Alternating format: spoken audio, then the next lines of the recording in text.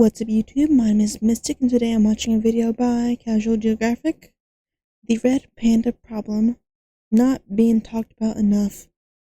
I didn't know red pandas had a problem. So let's learn about it. All I really know about red pandas is there's like a hotel in China where they'll go in your room. That's all I really know about red pandas. And they're cute. That's all I know.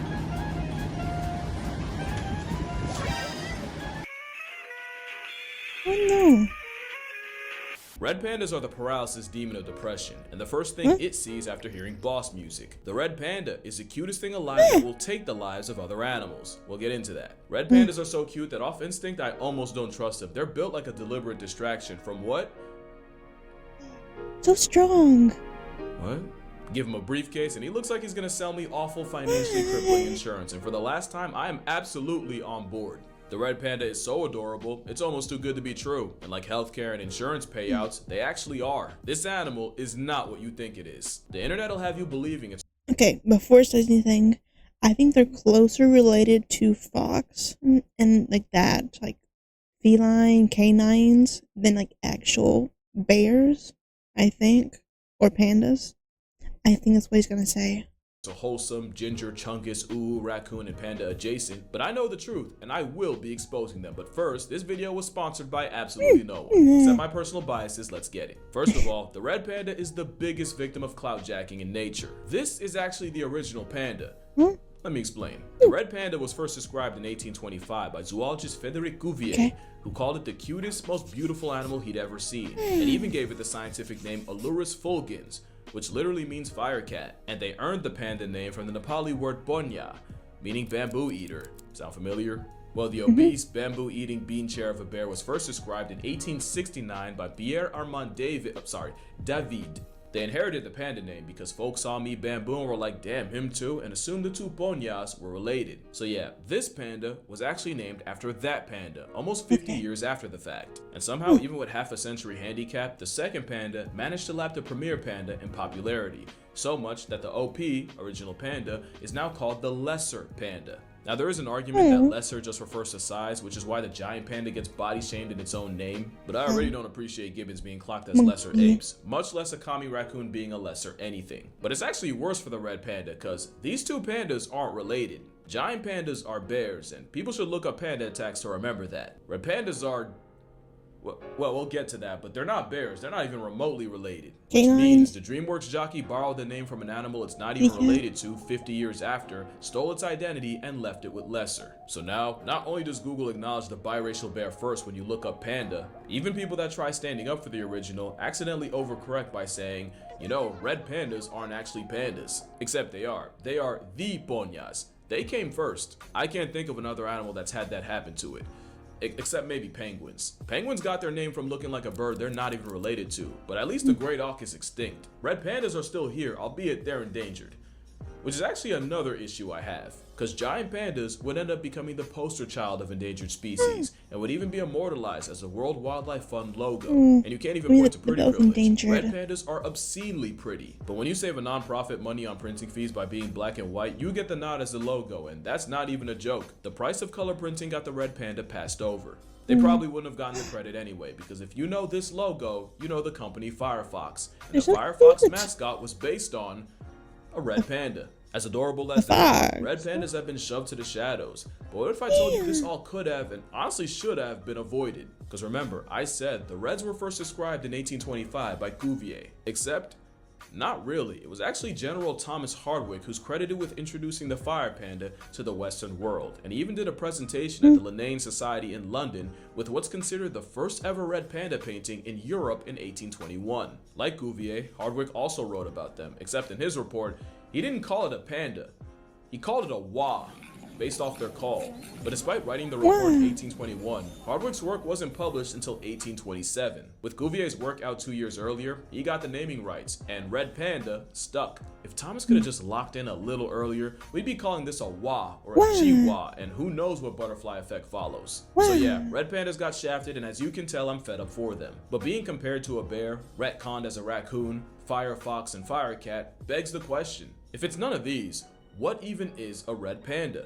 Alright, let's do this one last time. Okay. With mammals, there's two classes of carnivores, feliform and caniform. Yeah. Team cat and team dog. I'm sure you've heard this all before. Yeah. And caniformia is made up of dogs of all kinds, including steroid solo dogs, sea dogs, stink dogs, shiesty dogs, and dogs with a Napoleon complex. It was the bear family of Ursidae and the raccoon family of Procyon that split custody, as early scientists classified the red panda as part of one or the other. But DNA research determined that the wa was more like a what and was placed in its own family of Alluridae, of which it's the only surviving member. However, further DNA studies as early as 20 years ago put the red panda under the Mustaloidea superfamily umbrella. And if that's confusing, mustelids are the family of miniature caniform crashouts and weasel rage we all know and love. Hey look, that's Stoffel. Mustaloidea is the superfamily that holds the mustelids, skunks, raccoons, raccoon equivalents, and now the red panda. So while their closest cousins are these guys, the red panda is more like a living fossil that diverged from the other caniforms pretty early on. So it's more like they're their own thing. And while the ones we know are the last man standing, the red panda party used to be packed. For example, Samoscion bataleri was an allurid about the size of a cougar that would have had jaws on the level of a hyena. That would have been an American problem. But today, we're left with a much cuter version, which actually has two species, the Chinese and the Himalayan red panda. And if you can't tell them apart, neither could science. Until like 2020, because that's when it was widely accepted that these are two separate species. Okay. But honestly, I probably shouldn't be so hard on scientists for confusing them with bears. It's not like the reds made it easy. Obviously, both bonyas are absolute slurs for bamboo. But what was really confusing was both managed to evolve the same false thumb, a pseudo thumb whose purpose is to help them grip bamboo. Reminder, they're not related, but with the same thumb emerging, same tests, same answers means evolution's converging. But there is one thing they don't have in common. Why are red pandas red while the bigger mammals monochrome? Well, with the giant variety, the pandas are actually the color of compromise. It's believed they have white fur to blend into the snowy climate, black limbs to match the shade, black ears to intimidate predators and look like a threat, but black eye spots to help individuals recognize each other. That's literal face ID. And science says having an awful diet is why. Because bamboo gives them so little, they'll never be able to store enough fat to hibernate. And with them being constantly on the move to look for food, they can't molt their fur fast enough to match their environment. That's why I said compromise. It's the best nature could do. Red pandas are like the pretty privileged sloths of Asia because they spend 90% of their lives in the trees and they spend most of that sleeping. Go see one in a zoo and you'll see what I mean. Yeah, this was worth the car ride, the train ride, the path train ride, and the price of admission. Me. Oh, never mind. It was not, however, worth the parking ticket. Red-white fur means the wa disappears in fir trees covered by reddish moss and white lichen.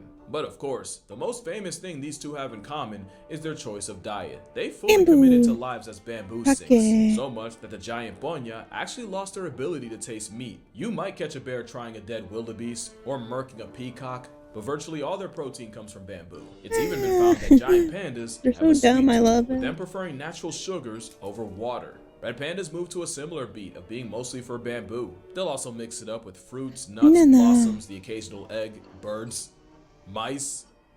I told you.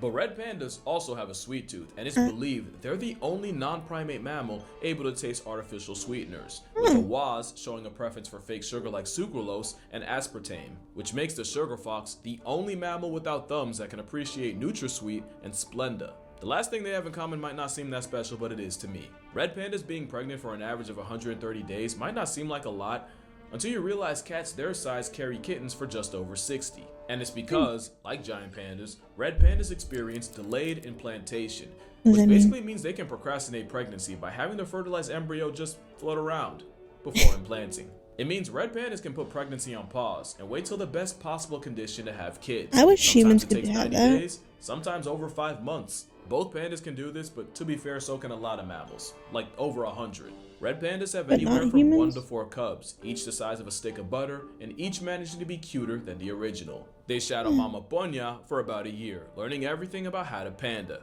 But by far, the absolute cutest thing about them is that at about 6 weeks, the ginger cubs reach what has scientifically been referred to as the crackhead phase. Many animals use play to sharpen the skills they'll need later. Is that like in the life, 2-year-old precocious phase for pandas will humans? play with and pounce on anything, often their parents, in a period that has been called the popcorn Terrible face. choose. It's so sweet, I think I have diabetes. I don't care what y'all think or what it costs. I'll take I wanna any see consequences to one. have this in my house. Here's what I would say if I didn't know the truth. Red pandas are not what you think they are. If not friend, why friend-shaped? How about I show you what adopting a ponya would do to your life? Because you'd end up hating both. The day you brought one home, you'd notice a major difference between a fire cat and an actual cat. As much as cats would hate to admit it, cats are social animals and actually appreciate affection. Red pandas are solitary and only really tolerate their own kind when they're making or raising babies. And as zookeepers will tell you, unless you're carrying food, a living plush toy will barely acknowledge you, in fact probably avoid you. The sick joke is, the animal that's friend-shaped is not friendly at all. And they also really hate being picked up. That's basically a threat. And while the red panda's first response to being threatened is adorable, their second choice is a lot less cute. The same semi-retractable claws for gripping trees would deliver one hell of an attitude adjustment the first time you try to play them for a pet. And the same jaws for crushing bamboo would easily make your hand see-through. Your house is their prison and solitary confinement is their mission, and they'll They're maul so the cute. goodwill at It's you. worth And it. as is the case They with a kill lot of me. wild animals, human-raised red pandas are way more aggressive and trigger-happy with their temper. Also, Really? their diet would bankrupt you, but it's the consequences of what they eat that would really be a problem. The red panda's poor diet means they can't digest most of it, so not only do they have to eat gluttonous amounts,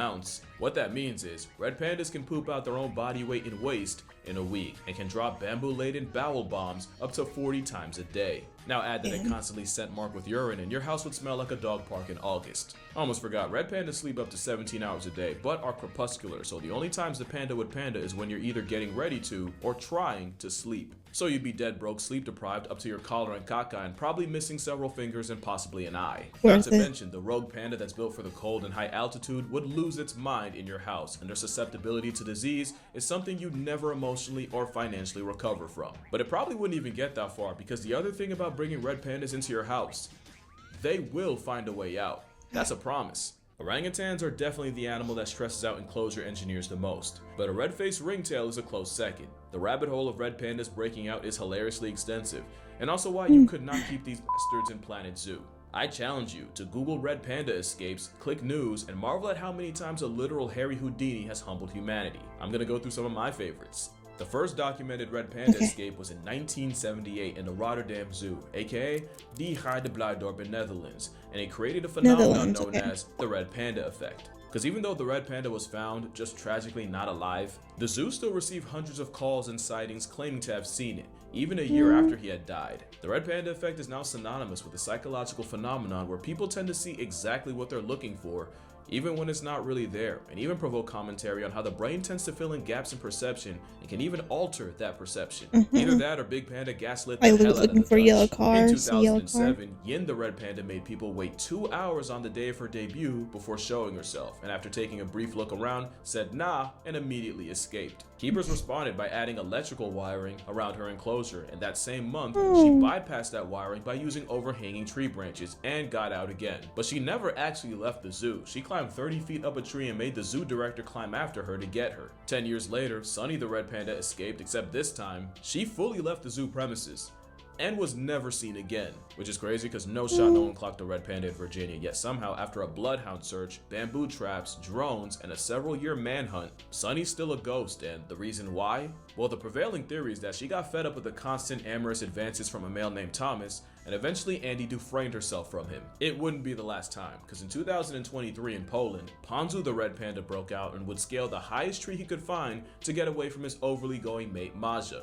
In December 2015, in the Hangzhou Zoo, a branch broke in the panda cage under the weight of snow, and the 3 reds inside climbed it and escaped. 2 were immediately caught and returned, but the 3rd remained a fugitive for 242 days. And after 8 months of wondering where he was or if he was even still alive, he was eventually discovered in August of the next year, chilling in a tree not far from the zoo, and that's when his life on the lam came to an end. But the most famous red panda runaway was probably Rusty. Rusty the red panda was living in the Smithsonian Zoo, and one morning in June 2013, staff returned to the enclosure to find it short exactly 1 Rusty. This led to a full-on manhunt, as keepers feared that an animal that cute unsupervised in Washington, D.C. was surely kidnapped. They took it to Twitter, and Rusty broke the internet in a way you just had to be there for. It was an entire day where the world was on Panda watch. Eventually, the internet did what it does, with even politicians on opposite sides getting involved, and Rusty's day off ended when he was found in the Adams Morgan neighborhood and brought back to the zoo. And while the best guess is branches weighed down by rain is how he escaped, zoo officials still aren't 100% sure how Rusty did it, and even brought in a team of zoo experts, basically the Avengers of animal handlers, to investigate, because he wasn't going to tell them, and neither was his roommate Shama, who he was brought in to mate with and hopefully have kids with. Oh, this guy. If you wanted an update, Rusty continued living in DC, and in 2014 was transferred to the Smithsonian Conservation Biology Institute with Shama, who he apparently warmed up to and had cubs with, until he was transferred to the Pueblo Zoo in Colorado in 2019, where he tragically and unexpectedly passed away in 2021, but not before adding to his legacy by having twins with another panda. R.I.P. Rusty. You got around in every possible way. The irony of red pandas constantly breaking out of zoos is we might not be far from a reality where zoos are the only place we can see them. The reason I made a big deal about the panda thing in the beginning isn't because I have beef with a bamboo bear. I've actually defended them on this channel. But while giant pandas have become the nepo babies of conservation and the face of endangered species, the giant panda has actually been off the endangered species list for about a decade. Meanwhile, the population of red pandas is estimated to be less than 10,000, and the word estimate's doing some heavy lifting. Some experts fear the real number's closer to less than a quarter of that. Red pandas still have a lot of things threatening their existence, like cheese. The mass production of local cheese popular with tourists and the ever-growing herds of livestock needed to fuel it has been a disaster for many of the red pandas living in Nepal. As the switch from forest to grasslands for grazing is like the worst form of gentrification. Pandas getting outcompeted by chori isn't the only problem. The same dogs used for herding can also end up mauling the endangered ponya. And that's on top of spreading diseases that can pack up the entire red panda population, with canine distemper being one of the worst. And like I said, you can't get away with being that cute without humanity trying to traffic you. There's other threats too, but deforestation, dogs, and degeneracy from humans are the main things pushing the red panda to past tense. So now that I've surely ruined the vibe and possibly your day, what can you do? One way is, if you're going to be a tourist in Nepal, do it in a way that's sustainable and using an organization like Red Panda Network to help book eco-friendly panda-approved trips. Another way is by talking about it. The power of Yap is boundless. Spread the Red Panda propaganda. And I'm not saying they have to, but if we could get the WWF to change their logo, that'd be dope. But speaking of RPN, the easiest way would be by supporting Red Panda Network, either by donating, which I'll be doing, and if you'd like to as well, I'll leave the link in the description, or even adopting a panda, the unproblematic way. Or you could volunteer, which now there's an idea for a video, but that's gonna do it for this video. Drink water, hug your mother, touch grass, hug your father. Never stop talking about the original panda. You have my permission to be annoying about it. And I'ma see y'all in the next one. Yeah. Red pandas are so cute. I don't think I've ever seen one at a zoo that I've been to. I should find a zoo that has one day. And do it like a vlog. Let me know which panda do you like more. The black and white one or the red panda. Let me know down below. And until next time, bye.